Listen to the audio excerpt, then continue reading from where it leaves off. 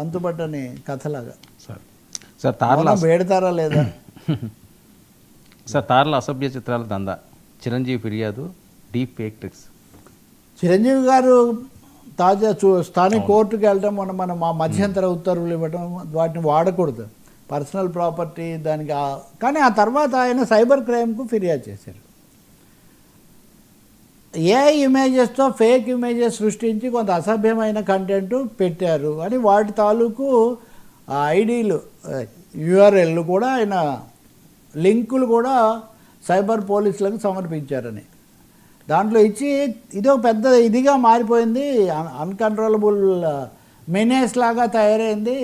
పేరు ప్రఖ్యాతులు, ఆకర్షణ ఉన్నటువంటి సెలబ్రిటీలు, ముఖ్యంగా తారలు, వీళ్ళకి సంబంధించి ఫేక్ ఇమేజెస్ సృష్టించి వాళ్ళ గౌరవానికి దీనికి భంగం కలిగించే విధంగా చాలా భారీ ఎత్తున చేస్తున్నారు. నా చిత్రాలు కూడా అలా అంటే చిరంజీవి చిత్రాలు వాడడం అంటే మీరు చూడండి, ఇంకా అంటే ఆ స్థాయిలో ఉంటే కదా వస్తాయనుకోవచ్చు. ఎలా ఉంటారంటే వీళ్ళు ఓ చిత్రం పెట్టిన తర్వాత ఒక ఫేక్, డీప్ ఫేక్ అసభ్యమైంది, దానికి కొన్ని వ్యూస్ వచ్చేస్తాయి కదా, దాంతోపాటు కొంత వస్తుంది కదా, తర్వాత కావాలంటే అది మూసేసి ఇంకోటి తెరుచుకుంటాడు అనమాట వాడు.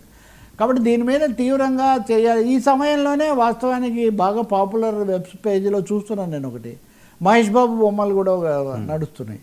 ఆయన ఇక్కడ ఇలా ఉన్నాడు, ఆయన కళ్ళు ఇలా, ఇవన్నీ అసలు ఎందుకో తెలియదు. హీరోయిన్లు అయితే మరి దారుణంగా, హీరోలే ఇలా చెప్తున్నారంటే ఇంకా హీరోయిన్లు అయితే పాపం రష్మిక గతంలో మాట్లాడారు, హిందీ హీరోయిన్లు మాట్లాడారు, చాలా ఘోరం, ఏడ్చినంత పని అవుతుంది వాళ్ళకు.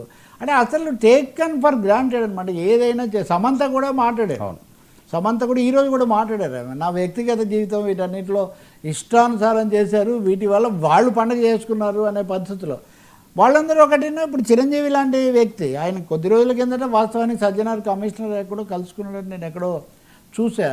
సజ్జనార్ కొంచెం ఈ అంశాల మీద ఆయన కొంచెం ఎక్కువ ఇంటర్వెన్షన్ ఎక్కువగా ఉంటుంది. మరి ఆ స్థాయిలో మనుషులకే రక్షణ లేకుండా పోతూ ఉంది అంటే ప్రైవసీకి. ఇంకా మనము వివాదగ్రస్తమైన తగాదాలు, మతాల మధ్య, గ్రూపుల మధ్య, ప్రాంతాల మధ్య తగాదాలు పెట్టే వీడియోలు ఎంత సులభంగా సృష్టిస్తారో మనం ఊహించవచ్చు. ఖచ్చితంగా వీటి మీద చర్యలు తీసుకోవడమే కాకుండా మీరు మోసాలు కూడా చూస్తున్నారు కదా.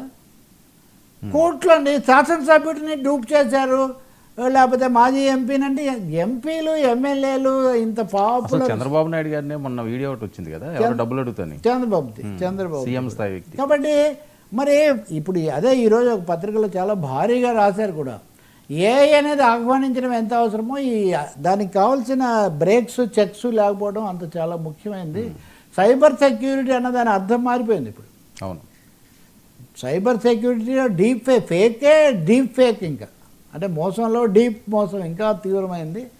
కాబట్టి వాళ్ళ గౌరవం సమస్య, దాంతోపాటు అసలు సమాజానికి సంబంధించిన భద్రత కూడా దీంట్లో ముడిపడింది. కాబట్టి తగు జాగ్రత్తలు, అధికారులు కూడా విషయాలు పంచుకుంటే చాలా మంచిది. యువతను, ముఖ్యంగా యువత, కుర్రాళ్ళు, చిన్నపిల్లలు అందరికీ అందుబాటులో వచ్చేసింది కదా. కొన్ని దేశాలలోగా ఇంకోటి మనం అనుకున్నట్టుగా 18 years దాటిన వాళ్ళందరికీ అడల్ట్ కంటెంట్ ఇస్తామని ChatGPT ప్రకటించింది. వాడికి అది నిజమో కాదో కూడా తెలియదు.